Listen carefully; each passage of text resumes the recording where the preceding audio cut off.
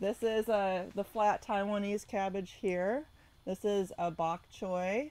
My trips to Taiwan was very pivotal in terms of choosing what to farm. When I started the farm in 2018, I was not certain which direction I would go to yet. I had a friend say that she loves Chinese broccoli or gailan or jilan, and I had never heard of it, and I was very intrigued and also a little ashamed that I had no idea of what this vegetable was, and I'm half Chinese.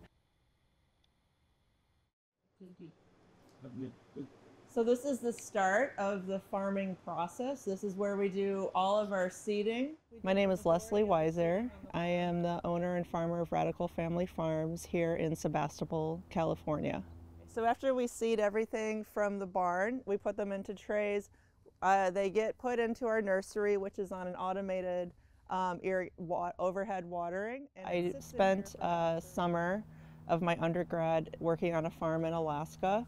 It was an organic farm, and I was there from May to August. It's a very short growing season.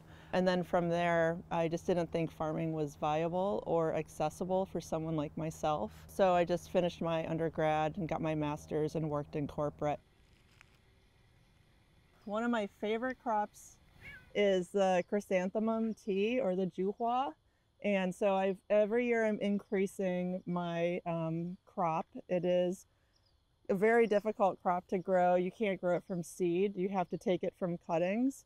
It will start flowering in the end of September, and I'll start harvesting in October and then drying it. And then I usually sell out of it by the end of the year, by December, as a pretty popular crop.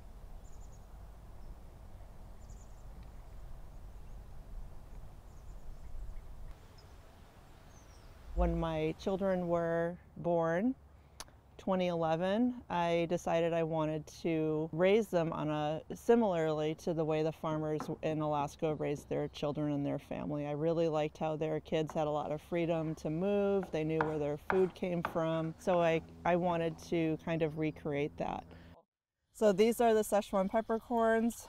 These are certified organic. When I started the farm in 2018, I immediately cover cropped the farmland behind us. And then I took my kids and myself to Taiwan, where they studied Mandarin and were in a little preschool where they had a little garden, a little culinary garden. And it was really cool to see the vegetables that they were growing. This is my bitter melon hoop house.